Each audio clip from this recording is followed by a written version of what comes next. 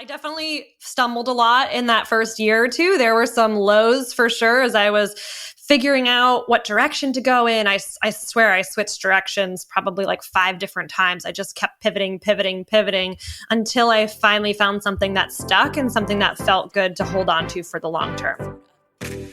This is Debbie, and welcome to another episode of The Offbeat Life, where I speak to inspiring individuals who ditched the norm to become location independent. We'll learn how to create sustainable laptop lifestyles from the experts that will help us achieve freedom from our 9 to 5. Hey friend, are you looking to land a remote gig ASAP? Well, did you know that we not only have a ton of online jobs you can apply to on our site, but now we are also sending them straight to your inbox. I'm happy to announce that we will be sending our email subscribers legit online jobs every Wednesday. We have done hours of research, so you don't have to.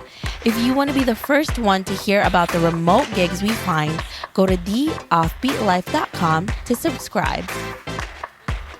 On this week's episode, I speak with Galen, who is an online educator and SEO strategist, helping creative business owners attract ideal clients online. She is a self-taught web designer and photographer who fell in love with simplifying the technical side of SEO. Listen on to find out how Galen has been able to work remotely as an SEO strategist. Hey everyone, thank you so much for being here. I am so excited to be here with Galen. Hey Galen, how are you? Good, how are you? I am wonderful. Can you tell us about you and why you live an offbeat life? Sure. So I'm Galen Mooney, and I run a business called Local Creative Co.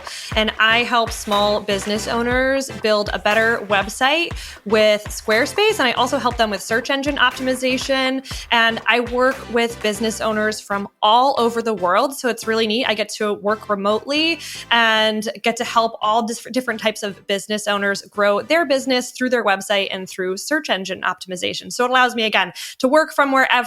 I'm currently located in Rhode Island, but as I've moved over the years, I've kind of got to, like, nothing has changed for me. Everyone's like, oh, when you move to a new city, do you have to find all new clients or things like that? And working remotely and working with clients from all over the world has really made it so much easier for me to grow my business consistently, regardless of where I'm living at that time. That's one of the best things with what we do as online entrepreneurs is, like you said, we can work from anywhere. And especially right now with this chaotic time in our world. So it's not even just like one space in our country. It's like everywhere. And it's so interesting how what you do is so much more prevalent and so much more important now, because we pretty much showed people that what we do is actually sustainable. Yes, definitely. Yeah, it's been a journey to get to this point of being able to work remotely, but it's I wouldn't trade it for the world as of right now. So let's get to when you first started. Have you always known that you wanted to work remotely? I mean, was this always your dream come true, or did it just happen? How did that go? Yeah, so thinking back to when I was really little, like I'm talking middle school, I was starting businesses left and right, like little fun businesses, whether it was like my parents' yard sale or just making up, like I think at one point I went like door to door in my neighborhood and sold like hand-drawn portraits for like $0.25 to my neighbors. So I've always been pretty entrepreneurial, but when I first went to college, I was actually an animal science major and I wanted to run a horse farm. That was my dream. I'd been a horseback rider my entire life, and that was like what I wanted to do. And so like travel wasn't really in my future. Like I didn't care that much about travel. I wanted to stay in one place. I was pretty sure of that when I started college. And then I think it was halfway through sophomore year, I just sort of realized that my passion and what I did for work didn't necessarily have to be one and the same. What I loved doing, horseback riding, being around horses, kind of got ruined when I started to get paid to do it. It just sort of like ruined the positive experience that I had. have. And I wanted to keep it as something I really loved and something I could do for the rest of my life. And the other side of me was really technical, and I loved technology and web design and like trying to DIY things for myself. So after looking at a couple different career paths, I started looking at technology, and I actually for a while wanted to climb the corporate ladder. Like that became my new thing. I was going to be a lawyer or work at a marketing agency, and I ended up graduating college and working for a marketing agency. Like I got a job moved sight unseen all the way to Seattle. I grew up in New England. So I moved all the way across the country for a job in Seattle. And while I loved it, and it was such a great experience working with large corporations and getting to put together really detailed marketing strategies for different companies, and getting to work on SEO and just all sorts of marketing and social media and things like that, I just realized that I didn't want to be my boss or my boss's boss, and I didn't want to climb that corporate ladder anymore. And my entrepreneurial roots kind of came out, and travel became more important to me as I explored more of the country and things. So after about a year and a half of that, I was like, okay, I am going to take the money that I have saved up. I'm going to move back across the country because, again, I was starting from scratch. I didn't have any clients. I didn't have a business yet. I just knew what I wanted to try to do. And so I moved back across the country, rented a cheap apartment, and started my web design and photography business locally back in the state that I grew up in. So kind of a long process. It's so interesting when you talked about not wanting to pursue what you're passionate about because it really ruined what it was for you. And I think it's really what a lot of people want to do is make money from their passions. And then you did the total opposite, but you were still interested in what you're doing online, being an online entrepreneur. And it's amazing that you were able to figure that out, because now you can do both, but still enjoy all of that without it ruining it for you.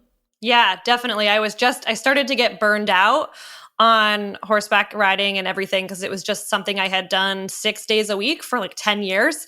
And so I just needed to channel that energy elsewhere. And I actually remember senior year of college, while I was gearing up to take a job in marketing, I taught myself to code from scratch. So I just sort of taught myself everything about HTML and CSS, a little bit of PHP, different things like that. And I like totally geeked out, and I just dove in headfirst, and it was really amazing. Like how much I learned in that 3 to 6 month period was more than I had learned almost, I feel like, in my entire life up until that point, because I just dove in headfirst and wanted this really strong background in this. And so I kind of became like a jack of all trades in the marketing world, being able to work with development teams, being able to build websites, being able to create graphics and things like that. So I'm pretty self-taught from that perspective, but it was a really interesting phase of my life, just being like inundated with all this different opportunity and just new things to learn. It's also great to point out that there has to be a balance with a passion that you have in creating income from it, and also understanding what's going to make you money. So was there a point in your life when you were trying to decide what you were going to do, whether to pursue your passion, right, with animals and horses, and really leading you to the path of learning more about online work, computers, coding, and all of that stuff, and realizing one was going to be maybe fulfilling and also going to create a more sustainable income for you in the future? Yeah, I think there was a time somewhere between like senior year of college and my first year of working a job where I just started reading all these blogs and just watching videos and listening to podcasts from people who had this amazing work-life balance where they were able to be passionate about what they did, work on a business they really cared about, build something from scratch, build out a team. But at the same time, it wasn't their entire life. Like it was a big part of their life. There were seasons of hustle and things like that. But they also had this freedom, and I became really attracted to building this life where I could do other things that I'm passionate about. I could travel. I love to like hike and be outside. So I could do all those things. I could spend time with my dog, with my family, with my horse, things like that, but not have to sacrifice financially. So it was like this interesting time where I was just being inundated. Like once you're in that online business world, you're like following all these podcasts and blogs, and it just becomes like everything you consume. And so once that's like surrounded you, you're like, I want that. I want to be a part of that. I want to have that energy in my life too. Yeah, I love that. And there's so many different people who are going to be able to give you that type of information that you need, and it can become a black hole, honestly. It is. But once you find your favorite few people, I think it'll be good. You'll be good to go. I actually like to think about it as like I have seasons of learning and then I have seasons of doing.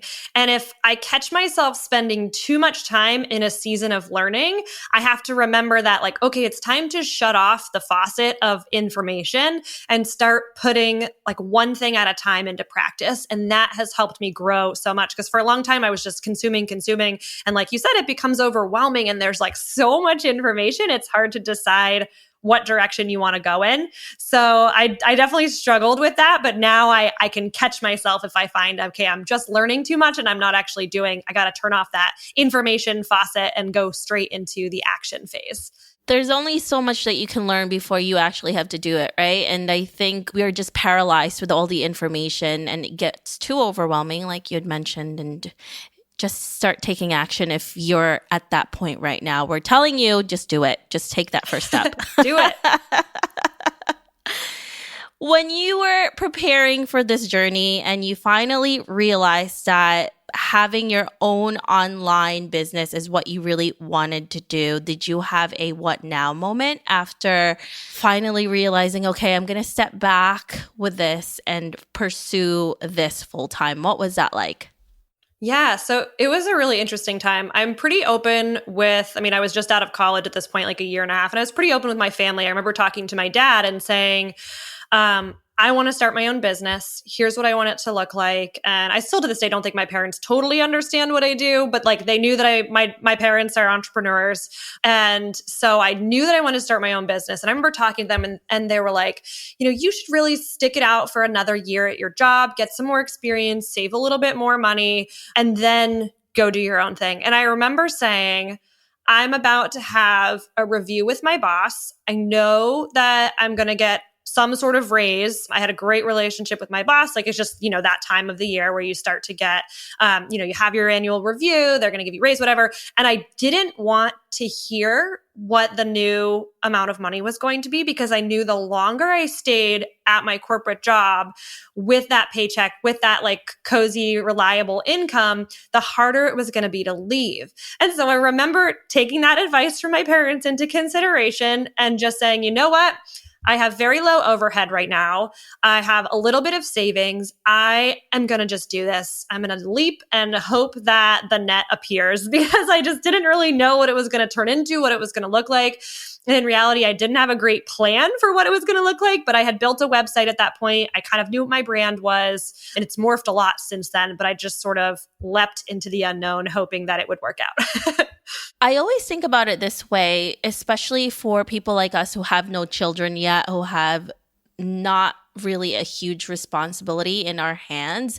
If you're not going to do it now, when are you ever going to do it, right? Because the responsibility just keeps building and building as time passes. And if you want to have a family or if you want to start doing more things with your life, it just becomes more things to take care of. And that was such a great decision that you made because look where it led you. I'm like amazed when people take that step and there's a lot of pushback even from themselves. So it's such a great thing when you actually do it for yourself. Yeah, it was definitely scary, but after even my parents were extremely supportive, my friends were supportive, so it ended up working out pretty well. I definitely stumbled a lot in that first year or two. There were some lows for sure as I was figuring out what direction to go in. I swear I switched directions probably like 5 different times. I just kept pivoting until I finally found something that stuck and something that felt good to hold on to for the long term. So let's dig deeper into that because there are a lot of setbacks, especially in the beginning, and you don't know what you're doing yet, especially if you are not an entrepreneur, you haven't done it yet. What has been the biggest setbacks that you've encountered as an entrepreneur and how did you handle it?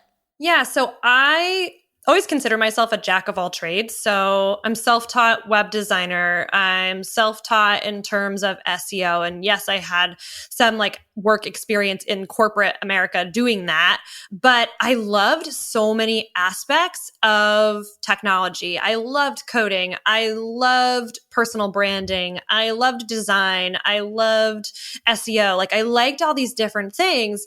So I kept getting the advice, niche down, niche down, niche down. And it was so hard for me to pick one direction and run with it.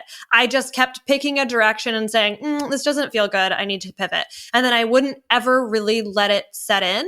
And I had this habit of constantly like tweaking my brand. It wasn't quite right yet because I could. I felt like it was just, I just had to keep going until it was right. And if I had to go back in time and do it all over again, I would have just said, Galen, pick one route forward, pick one niche you want to focus on, own it, crush it, learn as much as you can about it, focus on that 100%, give it 6 months to a year, and then look at how you might want to broaden that, what you might want to add to that, how you can move forward. And part of that means like choosing a brand name or choosing a brand that can expand as you grow, but at the same time, being really specific to start with who you target and where you're focusing. And then you have the option later on, and not like a month later, which is what I was doing, like 6 months to a year, maybe even 2 years later, to think about how you can broaden that a little bit. Having shiny object syndrome is the worst. And it doesn't get any better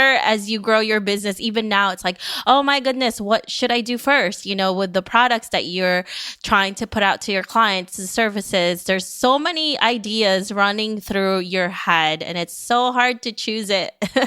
Yeah. Oh my goodness. It's always there. It's always there. I know I have to talk myself out of so many things sometimes because there's just too many things. Yeah, right? There's just, when you're a business owner, there are a million decisions that you make in a day. And it is so easy to get decision fatigue that I have found that sometimes some decisions obviously need to be thought through and you need to like look at the pros and cons and really like, whatever, decide something, one way or the other. But 90% of those decisions, if you just pick something and go with it, it's going to be fine. If you pick a color and you go with that color for your brand, it's going to be fine. If you decide to change that color later, like that's okay. If you pick a logo and it's not the best logo ever, you can change it later on. And I think that's something that took me so long to realize. I wanted everything to be perfect out of the gate. And instead of just being like, let's get that minimum viable product out there. And now I very much so live by that like MVP mentality of like, what is the easiest, most straightforward thing that I can put out into the world? And where's that going to take me? And then once I see the results of that thing that I put out, then I can pivot, then I can add on to it and make it more complex as I go. Yeah. We often think that it has to be the most complicated things, or if it's too easy, no one will want it. But for the most part, I think the easier it is, the easier your clients and your services are also being understood. So in a lot of ways, I think simpler is better. And we often think, oh my goodness, this is too simple. And sometimes it's not. It's actually perfect. So redirecting that is really hard too. Yes. Yeah. Claire, I always like to say, I don't know. I don't take credit for this. I don't know where it came from, but clear is better than clever. Like the more clear you can be in your messaging, in your branding, and almost minimalist, right? Like you can always make it more complex later, but the more clear you are, the easier it's going to be for people to relate to you and for people to connect with you when they really see your messaging stand out. Yeah, absolutely. And I love that. I love that quote too. It's such a great quote. Now, Galen, how did you land your first client? Because this is one of the things that we all want when we first start our business. How did you do it? Yeah. So in the very early stages, I would have considered myself a fairly local business. So I didn't necessarily ever say that I was local because I could, do web design for clients anywhere. But when I first started as a web designer, I was going through my personal network. And I'm not a good salesperson. I'm a terrible salesperson. I hate sales, but it was referrals from people that I knew or friends of friends who would just say, hey, this person needs a website. And they would, start talking to me. And that was like the very first step because I kind of quit my job without a ton of plans. I had a website and that was about it. But at the same time, I started blogging. So I started building up a blog, and that started to bring in traffic. And that's where people started to find me that I had never met before or had no personal connection to me, but they found me through my blog, would fill out my contact form and turn into clients from there. And that was a really cool experience. Like the first time somebody who like wasn't my family friend reached out to me, and like a stranger from the internet, like that's a moment where you feel like, wow, I've really hit a milestone here. Every time I get an email from a stranger, I always like feel so good about myself. Like, yay. Yeah. And now it's funny. So now I have a Facebook group, I have an email list, I have a blog, and I will get people who schedule like a consulting call, like an intro call just to chat about a new project or something like that. And they go, I've been following you for years and I've been reading your content for years and you've helped me so much. And I'll be like, who is this person? Like they were a silent follower. Like I never really saw them post in the Facebook group. I never saw them liking posts or engaging on Instagram or anything like that. But I've still been helping those people. So that really helps in times where you feel like the silence as a business owner and you're just getting started and you feel like, no, is anyone even listening? Like there are silent followers out there and you are helping those people because they come out of the woodwork at some point and they send you like really nice emails, or you talk to them on the phone and they're like, you helped me so much. And that is the best feeling of all time when you're like, I helped a stranger. I didn't even know I was helping this person. And then they come out and tell you that years later. Yeah, it's so true because if you stop, right? Because we always have this thing where maybe you've been doing it for 6 months or a year, or maybe even 2 years, and you feel like maybe you're not making an impact. And then all of a sudden you realize that one person, even just that one email, changes your whole perspective on what you're doing because you're actually helping somebody out. I mean, I still do a dance whenever I get an email from a listener or a reader or a follower because it really gives you that joy because it feels like you're actually making an impact and really doing what your purpose is. Yeah, it's like motivational currency. When somebody gives you praise, it really just like keeps fueling the fire to keep going. Yeah, that's a good way of putting it. Yeah, it definitely helps to hear from people. So that's why I'm always like, that's the other thing I've really learned is the more you show up and the more you put yourself out there, whether it's on Instagram stories or through video or just through like posting on social media or sending emails, like the more you show up, the more not only are you serving people, but the more like you're staying top of mind and people follow you for a longer period of time and they really start to build that connection, that no like trust factor. And once you have those relationships, that always leads to new clients and customers. When people know, like, and trust you, there's that connection is what makes it so that people are comfortable handing over money on the internet to a total stranger, which is amazing. Yeah, absolutely. And of course, they see you as an expert now because you have a ton of content and you're constantly showing up and you're consistent. And that's really important in this type of business. So Galen, let's go back to when you first started and you took that leap to make the change to start your online business. How much did you save before setting off? And how are you able to continue to budget it to make it last? Yeah, so I think when I first quit my job, I maybe had about $5,000 in my bank account saved. So not a ton, just enough to cover a few months. But I went from living in Seattle, which has a pretty high cost of living, to moving back to a very small town in Vermont, which had a really low cost of living. And I moved in with a couple friends, and it made it so much easier because I wasn't burning through cash on expenses that weren't super important. I invested a little bit in some education. I invested in some different online marketing apps and things like that, like different things that basically make it possible to run an online business, things like your website hosting and like a payment processor and things like that. So that was in the very early stage. But I remember about a year into my business, I made the move to Boston. And Boston was a big leap for me financially, having just been in business for I think it was like a little under a year at that point. And that first year in Boston was definitely a struggle. Like there were months where I was like, I'm barely breaking even and I just need to push through. But at the end of that first year in Boston, I remember feeling so proud of myself that I was able to afford to live in Boston for a whole year purely on my own business income, which was like one of the biggest accomplishments I remember at that point in time for me and my business. And that's really one of the great ways, like the benchmark for you is you can actually support yourself with the money that you create from your company. Is such a huge, huge deal. So congratulations with that. That's a huge milestone. Yeah, that was that. I just remember that being like a really special moment. And it's only gotten better from there. That first year that you're like, I made it, I did it, it's over, and I am not bankrupt and my business is still going. You're like, this is great. And then, you obviously keep growing it from there to a point where life gets a little more comfortable and you don't have to stress as much. So Galen, let's fast forward to 40 to 50 years from now, and you're looking back at your life. What legacy would you like to leave, and what do you want to be remembered for? Yeah, so I really want to build or focus on continuing to build a community out. And right now, I'm pretty focused on Squarespace and SEO and like teaching different elements of running a business and marketing your business. But as I grow and as I expand, like I mentioned, starting really niche down and kind of opening up over time, I want to have a community of just business owners in general, small business owners who want to create an independent living for themselves, who want to have a really strong work-life balance and be able to foster and create that community and that conversation and that support for business owners who want to achieve that same lifestyle. So that's what I would love to do at some point, is continue to build that and just get that to a point where it feels like I'm able to help thousands of people around the world create that lifestyle that they really want.